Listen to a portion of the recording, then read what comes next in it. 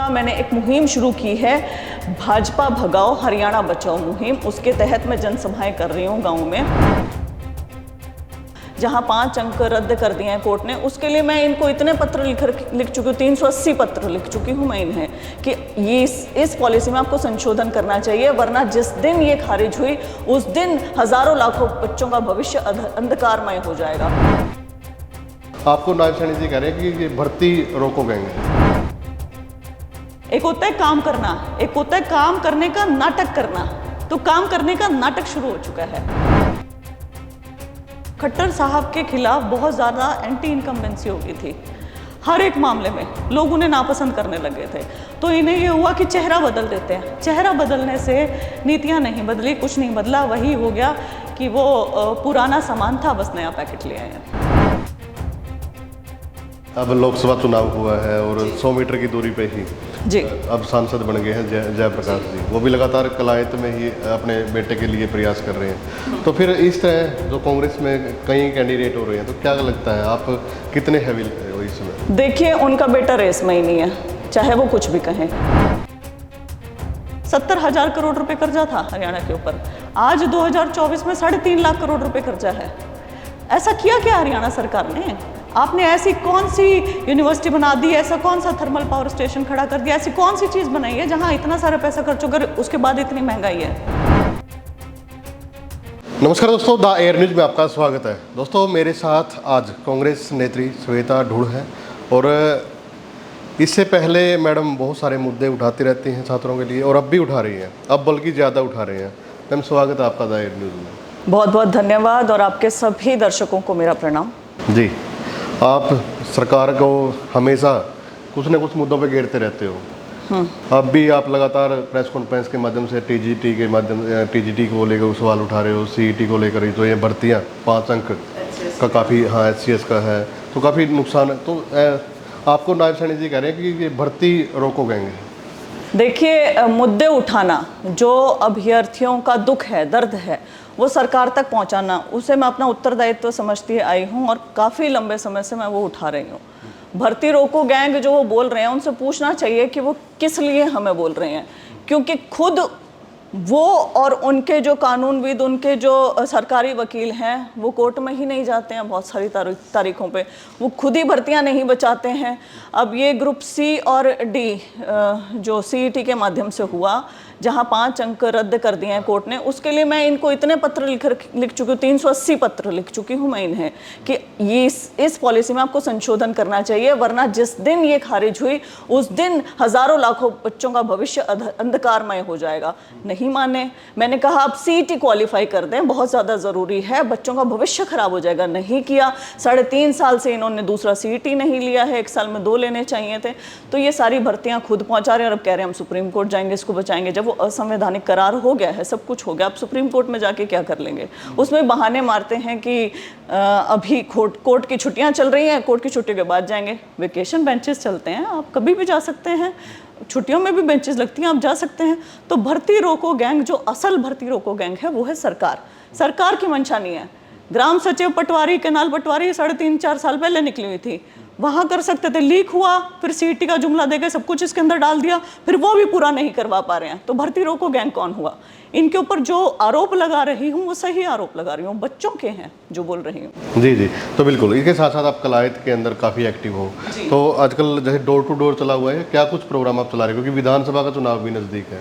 जी, दोनों चीज़ें चल रही हैं, डोर टू डोर चल रहा है। और दूसरा मैंने एक मुहिम शुरू की है, भाजपा भगाओ हरियाणा बचाओ मुहिम। उसके तहत मैं जनसभाएं कर रही हूँ गाँव में हम लोग डोर टू डोर घूमते हैं, लोगों को मिलते हैं, उनकी परेशानियां जानते हैं, मुसीबतें जानते हैं, अपनी कांग्रेस की नीतियां बताते हैं। तो वो कांग्रेस की नीतियों का प्रचार करना अब पूरा जोर शोर से स्टार्ट कर दिया। अब लोकसभा चुनाव हुआ है और 100 मीटर की दूरी पे ही जी अब सांसद बन गए हैं जयप्रकाश जी। वो भी लगातार कलायत में ही अपने बेटे के लिए प्रयास कर रहे हैं। तो फिर इस तरह जो कांग्रेस में कई कैंडिडेट हो रहे हैं, तो क्या लगता है आप कितने हैवी हो इसमें? देखिए, उनका बेटा रेस में ही नहीं है, चाहे वो कुछ भी कहें।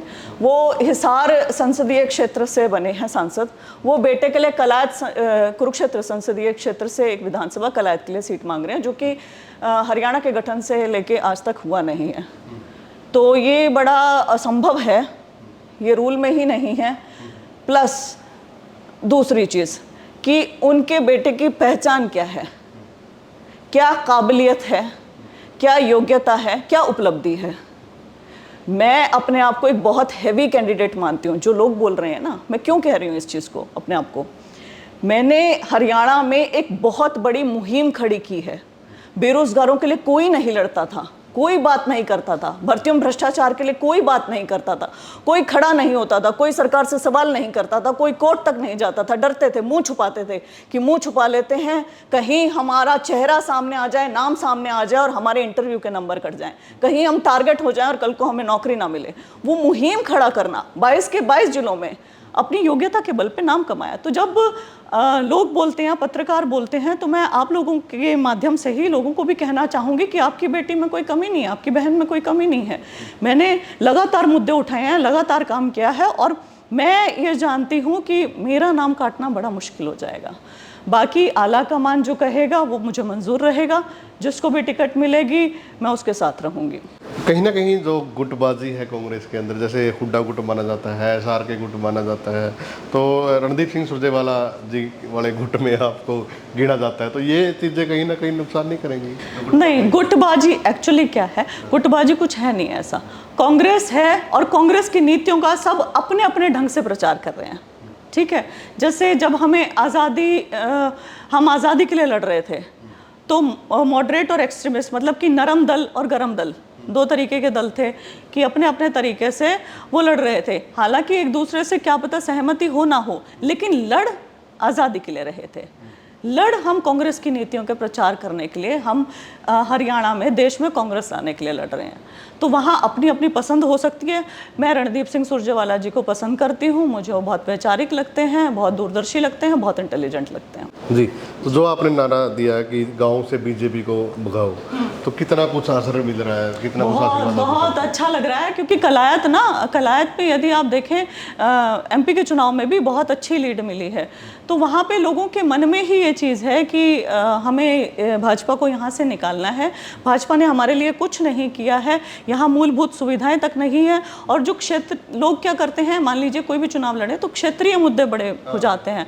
तो कमलेश ढांडा जी से बहुत नाराज़गी है, विधायिका जिसे कोई काम नहीं बना है, सब कुछ है। तो और ऊपर मोदी जी से, तो नीचे से लेके ऊपर तक सारे मुद्दे देखते हुए कलायत एक ऐसा क्षेत्र है जहां बस ये है। और कोई भी आ रहा है कांग्रेस की नीतियों का प्रचार कर रहा है तो वो उनका वेलकम कर रहे हैं। जी, कमलेश टांडा जी जैसे राज्य मंत्री रही, तो उसके बावजूद भी कोई काम नहीं हो रही। आप लोग जैसे आप जा रहे हो, लोगों से बात कर रहे हो, और आप तो काफ़ी दिन से कलायत के अंदर मौजूद हो। जी, मैं आपको कहूँगी कि आप ज़रूर कलायत के गांव में जाएं और रिकॉर्ड करें और लोगों की भावनाएं आप जानने की कोशिश करें। कुछ चीज़ें ऐसी हैं जो मैं कैमरे पे भी नहीं बोल सकती, उसे दिगाड़ी दे के बात करते हैं लोग, ऐसे हालात हो रखे हैं। कई बार मुझे ही समझ लेते, कहते हैं बेटी, अभी सोंगड़ गाँव की बताऊँगी मैं, मुझे आके बोला कि बेटी तो आ रही थी और तने क्या था कि भाई स्कूल में आ रही थी, परमिट बनवाऊँगी, रिबलग नहीं बनवाया, और मैंने तेरे आधार दिखा दिया, सब कुछ दिखा दिया। मैं उतरी, मैं उनके पास गई, मैंने ऐसे कोड़ी सी भरी, मैं कहता ही मैं कौन हूँ? तो उन्होंने मेरे को देखा, तुम वही नहीं है जो सी स्कूल में आ रही थी? मना, मैं वो तो नहीं हूँ, आप ध्यान से देखो मैं कौन हूँ। तो कहते कमलेश को नहीं, मैंने कहा ना मैं कमलेश नहीं हूँ। ये केवल एक वाक्य नहीं है, ऐसे बहुत सारे हैं। हमारी गाड़ पक्की को नहीं, बढ़न नहीं देवांगे, ऐसी चीज़ें। तो ये जो छोटी छोटी चीज़ें थी, गलियों का पक्का होना, पीने के पानी की सुविधा होना, पानी की निकासी की सुविधा होनी चाहिए थी, बहुत छोटे छोटे कारणों से लोगों के परमिट कट गए हैं, पेंशन कट गई हैं। सारा दिन यहाँ तहसीलों में या सरकारी दफ्तरों के बाहर कागज़ उठाए खड़े रहते हैं। ऐसे तमाम ऐसे मुद्दे थे, बहुत छोटे थे, जो हो जाने चाहिए थे। यदि इतनी छोटी सी चीज़ के लिए भी कलायत के लोगों को इतनी परेशानी झेलनी पड़ रही है, तो आप सोच सकते हैं कि विधायिका के या पूर्व राज्य मंत्री के खिलाफ कितना रोष होगा। जी बिल्कुल, बेरोजगारी की आपने एक बुलंद आवाज़ उठाई, सड़कों पे आप उतरे, इसके बावजूद अब राजनीतिक में हो तो क्या आपको देखते हैं कि जैसे कहीं किसी के घर बैठ के चूल्हे पे बैठ के खाना खा रहे हैं, तो फिर कैसा, मतलब कितना कुछ अंतर है, क्या कुछ लगता है? नहीं, अंतर नहीं। मैं ना आप ज़मीन से ही जुड़ी हुई हूँ। ऐसा तो है नहीं कि मेरे मतलब पति, पिता, भाई, ससुर कोई MP MLA हो या कुछ हो। मैं भी गांव में ही पली बड़ी हूँ, मैंने भी बरसीन काट रखी है, मैंने भी लामड़ी कर रखी है, मैंने भी गोबर के तांसड़े उठा रखे हैं, मैंने भी पानी के पेंडे उठा रखे हैं, ये काम मैंने कर रखे हैं। तो मेरे लिए ऐसा कुछ नहीं है। हाँ, मैं जाती हूँ, चूल्हे की रोटी अच्छी लगती है, आजकल तो गैस पे बनने लगी, आज वो टेस्ट ही नहीं आता है। तो जहाँ पे भी ऐसा होता था, मुझे घर परिवार जैसा लगता था और मैं देखती थी वो बाजरे की रोटी बन रही है, चटनी है लाल लूण मिर्च की, और घी भी है, चलो लस्सी भी है बढ़िया, मक्खन भी है, तो वहाँ मन कर जाता था कि हाँ एक रोटी ले लो, कोई दिक्कत नहीं, ना मना करते हैं। अपने जहाँ आप जाके बोलोगे, जिस घर में आप जाके कहोगे, चाहे कैसी भी आर्थिक स्थिति हो, कैसी परिस्थितियाँ हो, कोई मना नहीं करता है। तो वही वाले दिन जीने का मौका मिल रहा है कि हम शहरों में निकल गए, हम शहरों में पढ़ने लग गए, वह चूल्हे की रोटी, वह सारी चीज़, तो वो बहुत अच्छे अनुभव हैं। बिल्कुल। तो हरियाणा जैसे गैस सिलेंडर की आपने बात की कि गैस सिलेंडर बहुत ज़्यादा यूज़ होता है आजकल, चूल्हे वगैरह कम यूज़ होते हैं, रेट की बात नहीं चलती महिलाओं में बैठ के आप? ये आजकल मैं आपके चैनल के माध्यम से कहना चाहूँगी कि आप आजकल देख रहे होगे कि सड़कों के किनारे बहुत सारी महिलाएं सूखी लकड़ियाँ इकट्ठी करते हुए मिल रही हैं। ठीक, ये मैंने एक इनफैक्ट वीडियो भी डाला था अपने इस पे, रील डाली थी अपने फेसबुक इंस्टाग्राम पे, हर जगह, कि जहाँ मैं उनके पास बैठी उतर के, पूरी गर्मी हो रही, शिखर दोपहरी, ये बात है कसाण की वो महिलाएं थी और गुलियाना के आसपास की बात है। मैं उतर के उनके पास बैठी, मैंने पूछा कि आप ये क्यों इकट्ठी कर रहे हो, क्या कारण है, मतलब पता मुझे भी था कि वो क्यों कर रही हैं। सिलेंडर तो हो गया, पर उसमें गैस तो 1000 रुपया की डला है। आधे लोगों को तो सिलेंडर ही नहीं मिला, जो सिलेंडर देने की योजना थी, आधे लोगों को नहीं मिला है, और जिनको मिला है एक बार यूज़ कर लिया, उसमें गैस तो 1000-1100 की पड़ा है, उसको कैसे करेंगे, 900 से 1000 रुपये का सिलेंडर हो गया, तो वो अफोर्ड नहीं कर पा रहा है ना। एक गरीब परिवार कैसे लेके आएगा? अब 300 का सिलेंडर अगर यहाँ तक पहुँचा दोगे तो कैसे काम चलेगा? हरियाणा में भी यदि आप देखें 2014 में 70,000 करोड़ रुपए कर्जा था हरियाणा के ऊपर, आज 2024 में 3.5 लाख करोड़ रुपए कर्जा है। ऐसा किया क्या हरियाणा सरकार ने? आपने ऐसी कौन सी यूनिवर्सिटी बना दी, ऐसा कौन सा थर्मल पावर स्टेशन खड़ा कर दिया, ऐसी कौन सी चीज़ बनाई है जहां इतना सारा पैसा खर्च होकर उसके बाद इतनी महंगाई है? अब जो जैसे बड़े बड़े वादे किए जा रहे हैं, प्लॉट दिए जा रहे हैं 100 गज के, साथ में बनाने के भी 1 लाख रुपए तक राशि दी जा रही है, तो इन चीज़ों का भी कुछ फर्क पड़ेगा लोगों में? ये असल में क्या है, ये जब इन्होंने देखा एमपी के चुनाव में इनको इतना बड़ा झटका लगा है कि 5 सीटें तो गई और बाकी 5 सीटों में भी कुछ सीटों के ऊपर मार्जिन बढ़ा थोड़ा था, तो अब ये तो विधानसभा में आ रही है, लहर आ रही है कांग्रेस की, तो पूरा क्लीन स्वाइप करने वाले हैं। तो अब जो भागा दौड़ी में जो लीपा पोती की जा सकती है वो करने की कोशिश हो रही है। यदि इनकी मंशा होती, यदि इनकी इच्छा शक्ति होती, तो पिछले 5 साल सो रहे थे, तब क्यों नहीं दिए? पीपीपी ठीक कराने के लिए एकदम पीपीपी के शिविर बोल दिया कि लगा दो, सीपीएल लोगों सबको इंस्ट्रक्शन दे दी कि भाई जाओ गांव-गांव में शिविर लगाओ, ना तो बेचारों को कोई कुर्सी दी, ना कोई जगह दी कहाँ बैठ के लगाएं, ना कोई सिस्टम दे रहे हैं कि वो ठीक करें, बस बातों में चल रहा है। तो ये लीपा पोती है, हरियाणा की जनता जान गई है कि ये सब ढोंग कर रहे हैं। एक होता है काम करना, एक होता है काम करने का नाटक करना, तो काम करने का नाटक शुरू हो चुका है। वो 3 महीने में कितना चलेगा वो देखिए। 9.5 साल मुख्यमंत्री रहे खट्टर साहब, उनको बदल दिया गया है अब नायब सैनी जी, तो इनका कुछ फर्क पड़ा है इन चीज़ों से? नहीं, कोई फर्क नहीं पड़ा है, क्योंकि ये देखिए सरकार की नीतियों में कोई बदलाव हुआ क्या? खट्टर साहब के खिलाफ बहुत ज़्यादा एंटी इनकम्बेंसी हो गई थी, हर एक मामले में लोग उन्हें नापसंद करने लगे थे, तो इन्हें ये हुआ कि चेहरा बदल देते हैं। चेहरा बदलने से नीतियां नहीं बदली, कुछ नहीं बदला, वही हो गया कि वो पुराना सामान था, बस नया पैकेट ले आए हैं। जी, आप इंटेलिजेंट रहे हो, तो कहीं ना कहीं ये नहीं सोचा कभी कि एक अच्छी जॉब मिल जाए और सारा कुछ सेट हो जाएगा? अच्छी जॉब के लिए ही मेरा सपना था सिविल सेवा परीक्षा में जाने का। मैंने आईएएस का इंटरव्यू दिया है, हरियाणा सिविल सर्विसेज के मैंने 2 इंटरव्यू दिए हैं। यहाँ तक यदि मैं पहुँची इंटरव्यू की स्टेज तक और एक अंक से यदि मैं रही हूँ, तो आप ये सोच सकते हैं कि मैंने उस चीज़ के लिए कितनी मेहनत, कितनी शिद्दत से मेहनत की होगी। 10 साल अपने दिए, लेकिन जब भ्रष्टाचार इतना ज़्यादा देखा, मेरे भी ये था कि मेरे घर में सुथरी रोटी है, 2 रोटी मैं अपना आराम से खा कमा सकती हूँ। मैं अरिहंत पब्लिकेशंस के लिए किताबें लिख चुकी हूँ, मैं विजन आईएएस में सीनियर फैकल्टी मेंबर रह चुकी हूँ, मैं वैसे ज़िंदगी जी सकती थी। लेकिन उससे क्या है कि मन नहीं मान रहा था।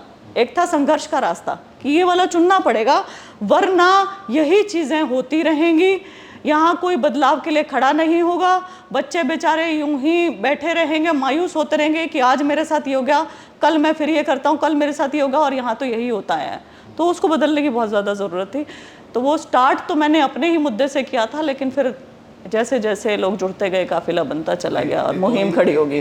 जैसे युवा आपके साथ बहुत सारे जुड़े हैं और तो साथ अब भी साथ हैं वो लोग? बिल्कुल बढ़ रहे हैं। इनफैक्ट मैंने राजनीति में आने से पहले फेसबुक पे बकायदा पूछा, ट्विटर पे, इंस्टाग्राम पे कि मैं राजनीति में आना चाह रही हूँ, यदि आप लोगों का सहयोग रहा तो क्या मैं आऊँ? एक भी कमेंट नेगेटिव नहीं, सारे पॉजिटिव, सारे पॉजिटिव। फिर मैंने एक गूगल फॉर्म डाला कि आप में से जितने भी लोग मेरा साथ देना चाहते हैं आप ये गूगल फॉर्म करें।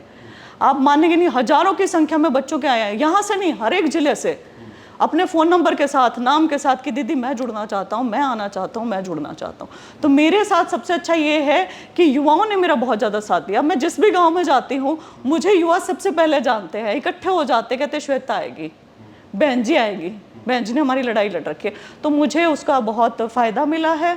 और अभी भी जो सरकारी कर्मचारी वर्ग है, मैं एक को नहीं पॉइंट आउट करूँगी, आपने खुद देखा यहाँ आने से मैनिफेस्टो कमेटी में भी आपको लिया गया है। और यहाँ पे आप आने से पहले आपने देखा यहाँ सरकारी कर्मचारी बहुत सारे ये हरियाणा के प्रधान से लेके जिला हाँ वो सब ज्ञापन देके गए। तो इनका भी पूरा जुड़ाव रहा है, हर एक वर्ग का मैं कहूँगी कि है, ये फ्रंट फुट पे नहीं आ सकते हैं, बैक फुट से पूरा पूरा सपोर्ट है, युवाओं का पूरा पूरा सपोर्ट है, चाहे रोजगार में हो चाहे बेरोजगार हो, तो वो उनके माता पिता का पूरा पूरा सपोर्ट है। तो ये मेरे लिए एक मैं कहूँगी प्लस पॉइंट रहा कलायत में आने के बाद। बिल्कुल। 3 यहाँ पे बड़े चेहरे हैं, यहाँ पे जैसे रामपाल माजरा जी अब इनेलो के प्रदेश अध्यक्ष बन गए, दूसरी साइड से जयप्रकाश जी हैं, अब सांसद भी बन गए हैं, तीसरा है कि राज्य मंत्री कमलेश डांडा। इनके बीच में आप मतलब कूद गए हो, तो क्या कैसे करके आओगे? तो मैं आपका सवाल रिफ्रेम करूंगी, 4 बड़े चेहरे हैं, चौथी श्वेता ढुल, आपको नाम लेना पड़ेगा, ठीक? क्योंकि आप यदि इतिहास उठा के देखें इन सबका, ये पहले रह चुके हैं, पहले बन चुके हैं, पहले से इनका काडर तैयार है, पहले से कार्यकर्ता है। यदि इनके बीच में खड़े होकर मैं चुनौती दे पा रही हूँ तो कुछ तो श्वेता ढुल में भी होगा। लड़ पा रही हूँ, लड़ किस लिए रही हूँ? क्योंकि आप संघर्ष करते करते ना, आपके साथ अन्याय हुआ, आप थोड़ी देर के लिए बैठे, फिर दोबारा उठ के खड़े हो गए, दोबारा अन्याय हुआ, फिर खड़े हो गए, तिबारा अन्याय हुआ, फिर खड़े हो गए। मेरे साथ तो 100 बार हुआ। यदि मैं 100वीं बार भी खड़ी हो रही हूँ तो मैं बैठूंगी तो हूँ नहीं। तो आप लगन देखिए, हिम्मत देखिए, साहस देखिए और जज्बा देखिए। मैं यहाँ बार बार कहती हूँ कि छोटी ओछी राजनीति करने नहीं आई हूँ, लंबी रेस का मुझे घोड़ा बनना है। और मुझे हरियाणा में बहुत सारी ऐसी चीज़ें हैं जिनमें बदलाव लेके आना है। सबसे पहली शुरुआत शिक्षा और दूसरा रोजगार, वहाँ से करना चाहती हूँ। और इसके मध्य जो भी आया, जो भी ऐसा लगेगा कि मुझे यहाँ पे संकट आ रहा है या कठिनाई आ रही है, तो मैं उसको बड़े हंसते हंसते पार करूँगी, कोई दिक्कत ही नहीं है। जब आ गए हैं मैदान में तो फिर जी, क्या कुछ आप मैसेज देना चाहोगे लोगों को? मैं आप सभी को एक मैसेज देना चाहती हूँ, वो ये है कि 3 महीने बाद हरियाणा में मतदान होने वाले हैं। जो हमने गलती एमपी के चुनाव में की, ठीक है, हमने एक निरंकुश सरकार के ऊपर अंकुश लगा दिया, ठीक है, हमने एक बेलगाम सरकार के ऊपर लगाम लगा दी, लेकिन हम फिर भी थोड़ी सी कसर छोड़ गए हैं। वो कसर कृपया करके आप हरियाणा विधानसभा में मत छोड़िएगा, बस। जी, बातचीत करने के लिए धन्यवाद। जी धन्यवाद। तो वीडियो को ज़्यादा से ज़्यादा आप लोग शेयर करें, कमेंट करें। धन्यवाद।